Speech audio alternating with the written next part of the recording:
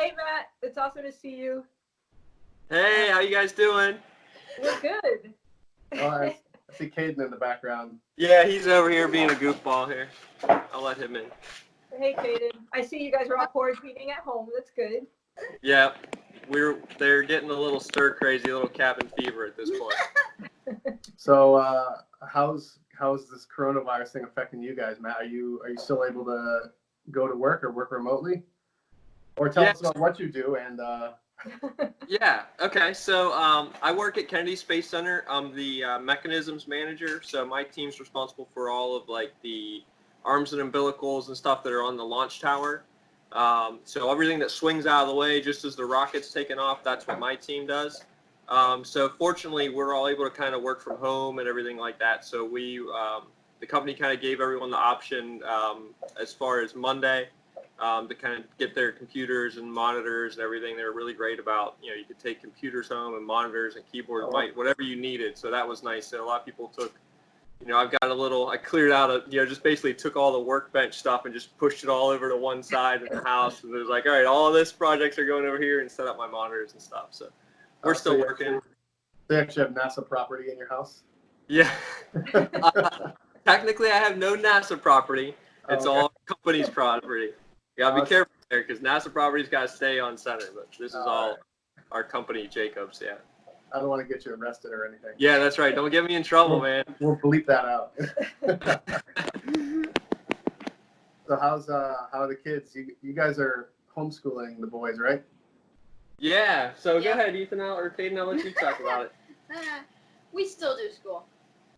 Is homeschooling different now that you can't go out like normal? No, not really.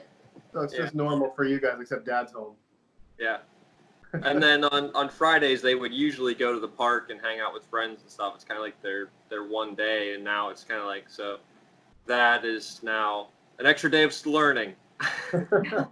Hanging out with Dad. That's right.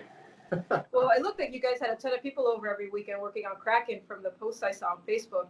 I'm guessing that's kind of stopped for now?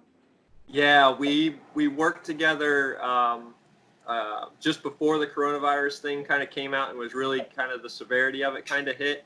But then since we kind of realized kind of the impacts and how, this was kind of really blowing up, we kind of put a kibosh to it. So Sara and I have been working on stuff at home at nights and the weekend and stuff like that by ourselves. But it makes it kind of difficult because we don't have a way to actually pick the 250-pound robot and put it on the ground right now.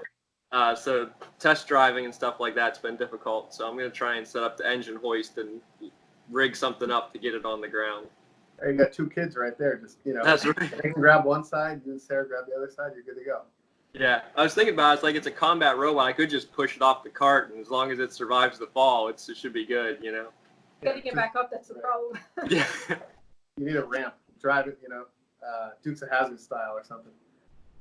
Come in. Hi. Here's the other one. Hello. Wow. You look like a young man. Yeah, I guess we haven't seen each other in person since the viewing party for the finale. Oh no, Robot Ruckus. Robot Ruckus. Yeah. November. It's been a while. Yeah, November. Yeah. They get bigger every day. Yeah, I'm sure they're at that age now. So how with the postponement of BattleBots, like with the ship date coming up or just passed, right? We just passed it. So how are you guys doing as far as schedule goes? Were you pretty much done with Kraken? Yeah, we were during that week before ship. There's kind of when all this kind of virus stuff was really kind of blowing up. So we were right on schedule to be done ahead of time and get the robot done and get the painting done and everything like that. So we kind of really took a step back at that point. Now we're starting to like test and make additional enhancements. And there was all that stuff that you kind of get to the end of the build and you're like, okay, we just got to get done. What do we have time to finish? And it was like this. All right, these 8 things are getting cut. So it's kind of been nice to have the extra time. We got the bite to where it's hooked up to the eyes and stuff, so it changes back to the red eyes when it bites, which was something that we had from season 3. And season 4, we ran out of time to get it set up again. So that was cool. And we're working on dual flamethrowers now. The kind of the fun stuff that's not really all that necessary, but it just adds that little extra element to it. Yeah, we saw you guys posted a video on your social media the other day, a flame test. So it looked really good. Yeah, So it's looking really good. Yeah, we're really happy with it. With a little bit more tweaking, I think we can get a little bit more reach on the flame and get a little bit higher volume of flow out of there. You using butane or propane? We're using butane. Yeah. All right. Nice. We used it last year. We have like probably the cheapest, simplest solution of all time. It's just one of those little butane lighter refill cans, and it's literally a servo that pushes on the back of the can and just dumps it down the end of a hose, and there's an igniter at the end. It's that complicated. Hey, if it works, that's all you need, right? That's right. And it doesn't weigh anything. The whole thing weighs less than a pound, so it gets the gas out there, it lights on fire, we're good. Yeah, Nice. that's a great combo with the crusher, though, to be able to also heat things up while you got them grabbed. Yeah. I think you guys had some issues with ignition last year, right? Like Jill was working on like a nitinol wire or something for that. Yeah, our igniter wire. So the igniter wire worked great when we were testing at home. The problem was the igniter wire, when you're in the BattleBot, it gets red hot. Well, that wire now gets real weak. And as soon as it would get any amount of shock, that wire would just disintegrate. So this season we're going with the same type of igniter setup that Blacksmith was using in his hammer. It was like, well, if Blacksmith can have it red hot and smash it into another robot and it doesn't break, it's probably going to be okay inside of Kraken. So. Nice. So Al gave you some information, some insider information. Yeah, I don't know that he gave it to us as much as we were nearby him and observed what they were doing and using. So we did talk to them a little bit last season at BattleBots, and we're complaining about our igniter setup, and he kind of showed us what he was using. And then Gruff is using a similar setup as well, so we talked to him, and so we kind of learn from try and get better every year, right? Talk to the other builders and find out what they're doing that works, and just get a little bit better. Yeah. So are you guys willing to give us an update on Kraken, like any upgrades or anything you guys are doing for this year, or it's all secret? So Kraken this year will be very similar on the outside from what it was last year. The colors we're going back to more of the green color with the black scales. Hang on one second. Hey, man, stop. Thank you. Reprimand those kids. Yeah, he's sitting there sweeping behind me, and all I can hear is this broom going, so it's making it hard to hear. Thank you for sweeping, though. I appreciate it. Just do it later. Yeah. Yeah, they're stir crazy. They're cleaning, so that's how bored they've gotten, right? You got them trained well. That's right. So from the outside of Kraken, it's going to look very similar. We're going back to the green overall color with black scales and stuff. I think that'll look cool. But the big changes are kind of on the inside. So we completely are remounting everything on the inside of the robot to make room for a second air tank. So last year we only had a single air tank in there, so it gave us about 4 full pressure bites. Then there was like a 5th bite that was like maybe 60 psi. We normally run at about 300. Oh, wow. So we can get 4 full pressure, full size bites. Last year, now we should be able to get around 8 or 9. And then the other thing it gets us is the regulator that's on the air bottles was the real restriction that prevented the airbag from inflating really fast. And so putting the 2 air tanks in, we're now filling about a little bit over twice as fast as what we were last year. Wow, So, I thought Kraken was pretty fast as a crusher last year. yeah, it took about 5 seconds to go full open to full close. We're about a little bit under 2 seconds right now. Wow. So it's much better. We're still, it's not exactly where I want it to be, because when I first came up with the idea of Kraken, the idea behind the pneumatic crusher was a crusher jaw that just kind of snapped down and looked like an alligator biting something. That was kind of the idea behind it. And so we're not quite there yet, but it's definitely one of the fastest crushers, which was kind of what we were going for in the design. So Yeah, I can't wait to see that. So do you guys get more power out of it this year too, or just speed? just speed this year.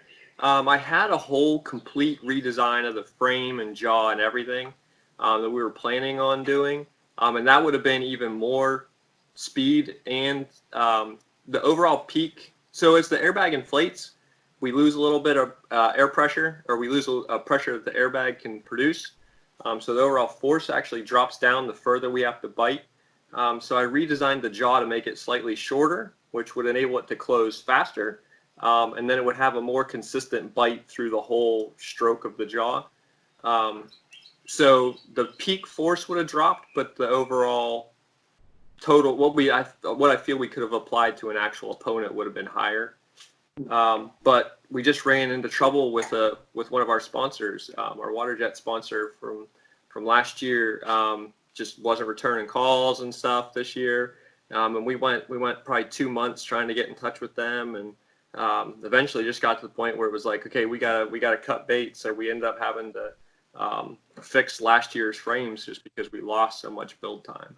And now, knowing what we know now, knowing that it was delayed, we could have done something different, but the ship kind of sailed at that point. Yeah, I think it's interesting because I've heard comments that, they're expecting way better. Everybody's thinking the robots are going to be way better because we have all this extra time, but it's kind of extra time when the robots were like 95% done, so right.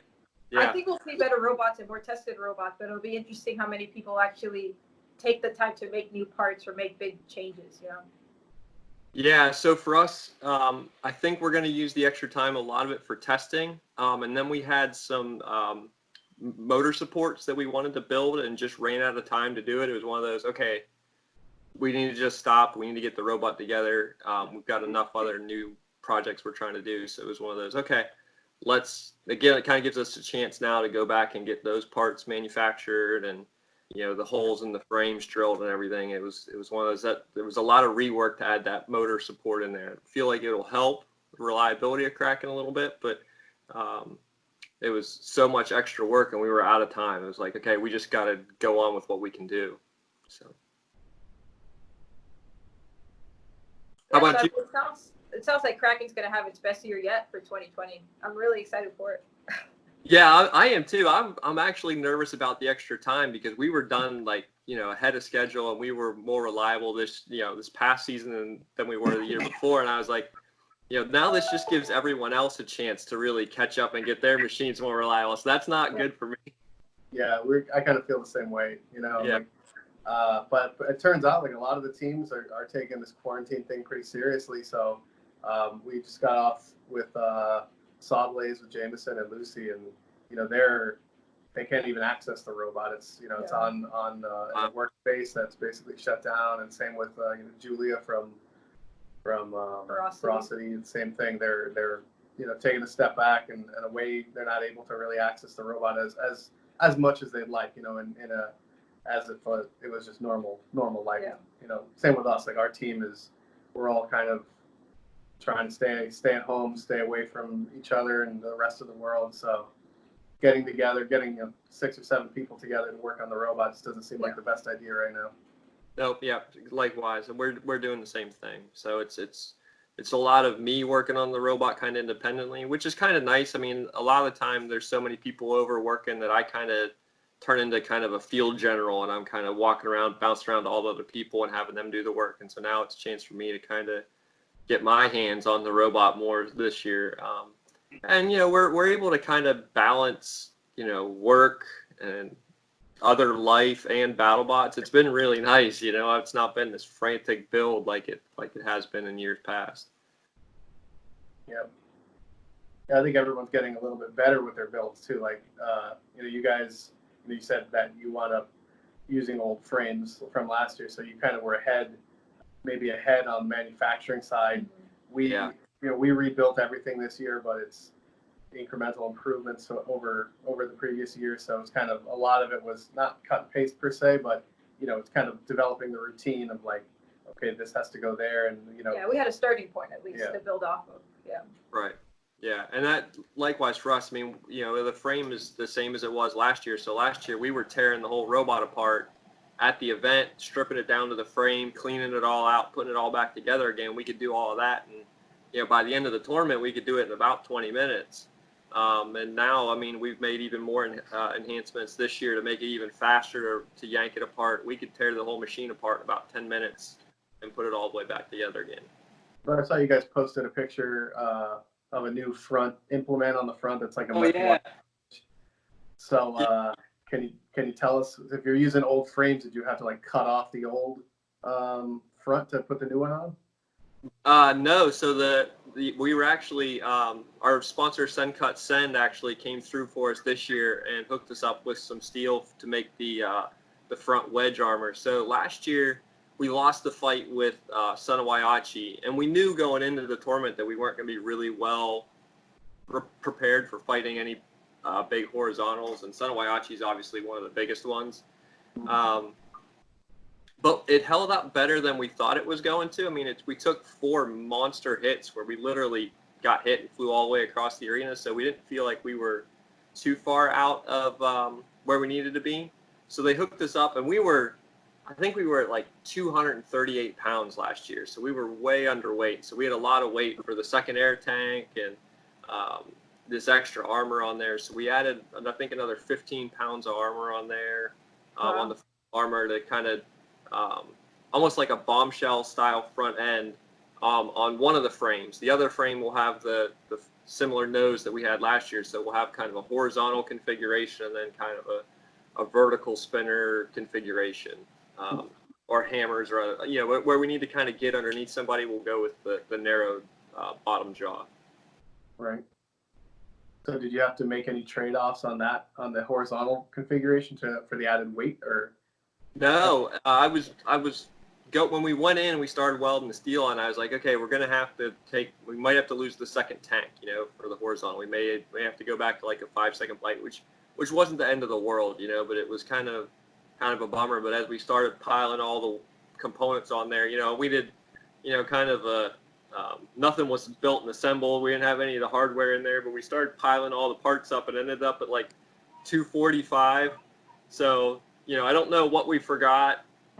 We were weighing it, so we'll see once we get it all put together. But it's the batteries. It's always the batteries you forget. Yeah, we did. I didn't remember the batteries. I forgot them at first. It was like, man, we're like way underweight. We're like 15 pounds underweight. It was like, oh yeah, we need the batteries, and then we forgot the airbag. The airbag weighs 11 pounds. It was like, okay, we're getting up there now. Then we ended up around 245. I was like, okay, I think we're okay.